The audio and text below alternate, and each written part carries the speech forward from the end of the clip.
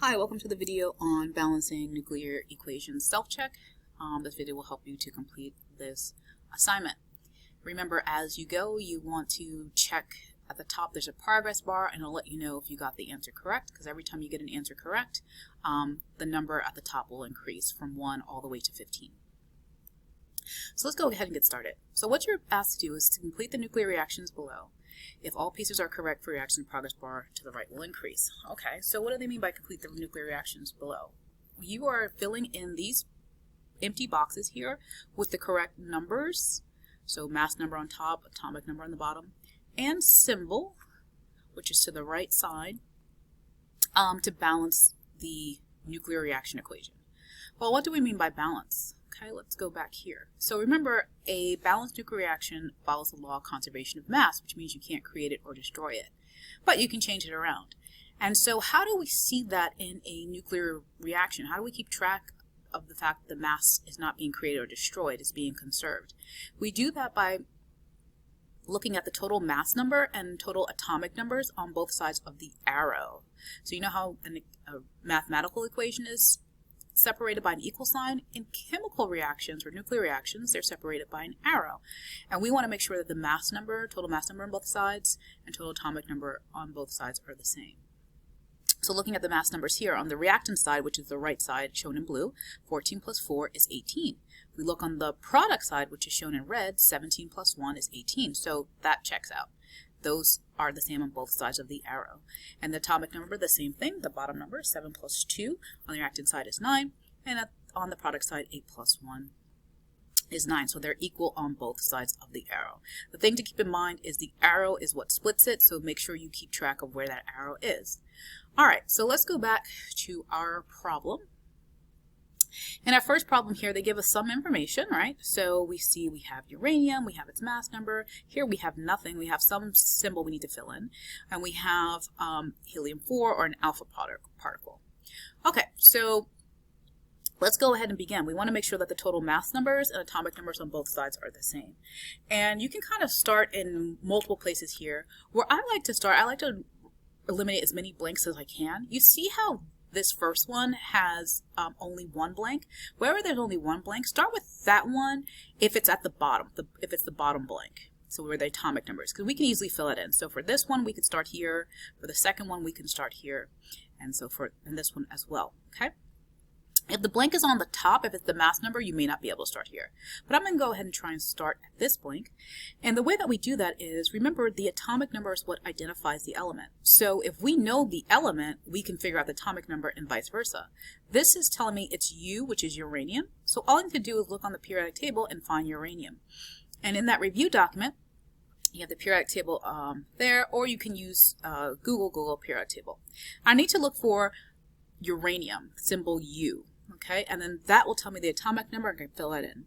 So I scroll down, and here you go. Here's uranium. The atomic number in this periodic table is in the upper left corner.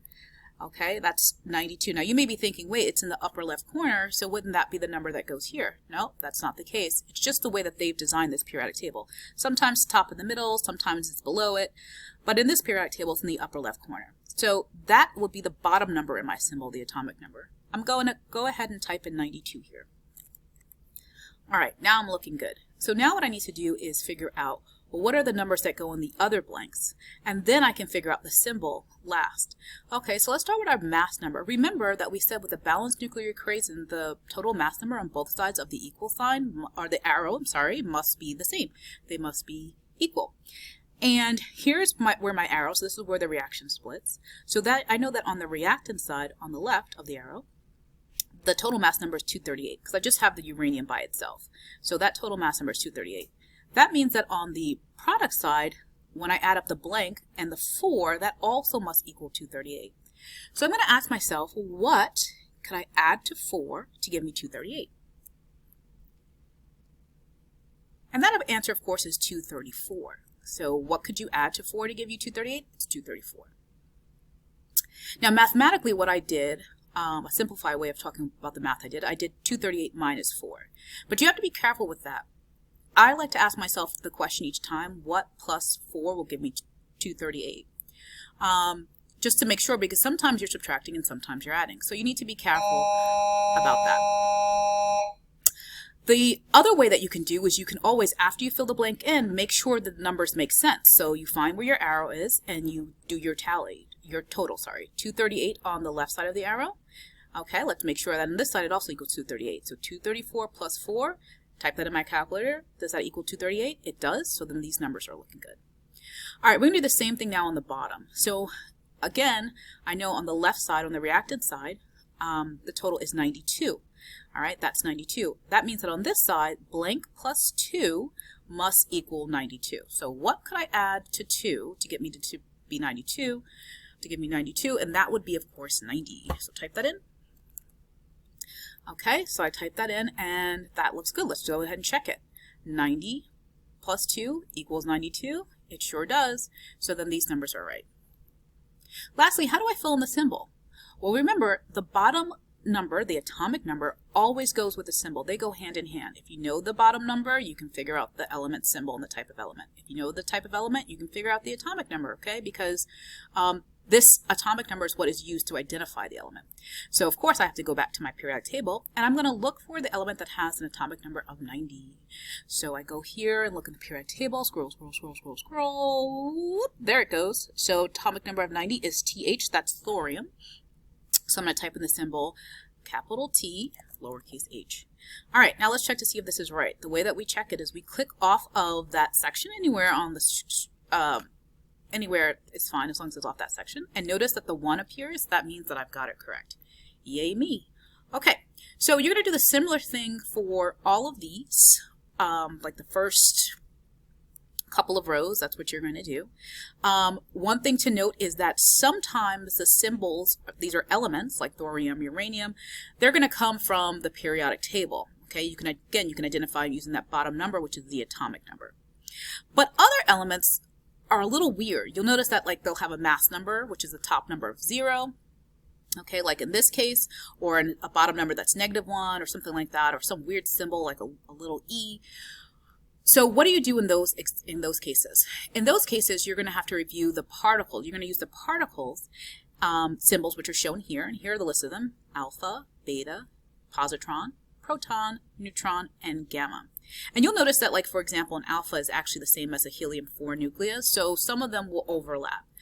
But it's important to be familiar with this because sometimes the symbols that you're going to type in, you're not going to get from the periodic table. You're going to use the particles here to figure out what it is. So, for example, if you look at something like this one here, where you'll notice that the mass number is a 0 on top, and you may be thinking, oh gosh, what am I going to put in there? Something with a mass of 0? No element has a mass of 0. Nothing in the periodic table, nothing here, will have a mass of 0, okay?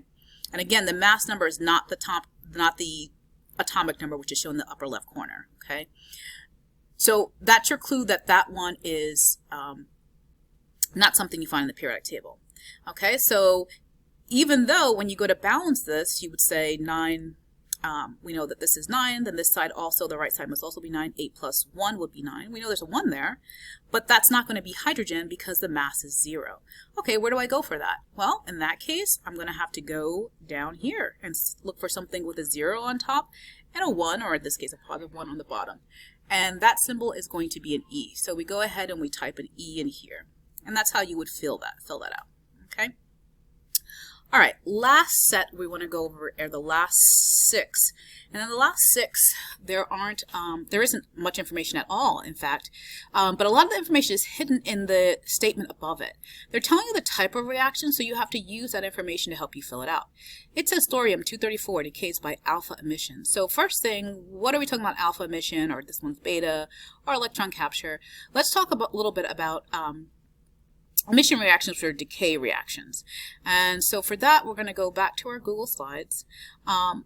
Decay reactions all kind of have the same setup. You start off with one reactant, usually your parent, and that's an unstable nucleus, and it breaks down by into a daughter, which is a more stable nucleus, and some sort of radioactive particle. So you have one thing on the left side and 2 things on the right side. Now, what identifies each type of decay, like this is alpha, this is beta, this is gamma, what makes them different is the particle that they emit. So for alpha, you're going to emit an alpha particle, which is a helium-4 nucleus. For beta, you'll emit a beta particle. Gamma, Gamma, you'll emit a gamma particle, okay? So, and if it's a positron emission, you would emit a positron, okay? So that's what kind of how you distinguish it. So in this example where it says thorium-234 decays by alpha emission, we know that this is some sort of alpha decay. Well, what's the thorium-234? Is it the thing that is decaying, so the parent, or is it the thing that is formed from the decay? Is it the daughter? Well, it's the thing that's doing the decaying. So whatever they write here, if it says thorium-234, you're going to put that on the reactant side, on the left of the arrow. All right, so we know the symbol is TH, that's thorium. But what about that 234? What is that telling me? Well, there are a couple ways you can figure that out. First of all, that's a really pretty big number, and in fact, if you look on the periodic table, none of the atomic numbers, which would be the number in the bottom left corner, it goes up to 238. It stops 234. It stops at 118. So we know that that can't be the bottom number. But the other thing to remember is that if you go and find thorium in the periodic table, that number that is associated with it, the atomic number 90, is not the same as 234. So clearly that 90 must go down here where the atomic number goes. And this 234 goes up here. And so now we have those numbers. So we're going to start with whatever is doing the decaying or undergoing some sort of change. Okay, now it says alpha emission, so that's the same as a decay. Well, they're telling me it's alpha decay, so we know we're producing an alpha particle. Okay, well, go back up to our particle list. What is an alpha particle? All right, we look here and we find, oh, the numbers for alpha are 4 and 2. Mass number 4, atomic number 2. All right. So 4 and 2. And then finally, we can use that then to figure out the rest. So remember, here is our arrow where it splits up the reaction. We know on the left side of the arrow must equal the same as on the right side. So 4 plus what will give me 234? You got it. You can put in 230 if you would like. And then the bottom number, what? We know on the left side it's 90. So on the right side, 2 plus what will give me 90? Well, that will be 88. And then, of course, we can look on the periodic table and figure out what goes here, what has an atomic number of 88. And that number, got to scroll up a bit, 86, 88, here it is, Ra. So once again, I'll type that in. And I want to make sure my progress bar shows me if I got it right or not. So Ra, click off to the side. And look, the number went up to 2, so I have 2 of them correct. All right. Well, I hope you found this video helpful. If you have any more questions, let me know. But make sure you always check the progress bar, because if you get it wrong, then you can always come back to it. All right. Have a quality day.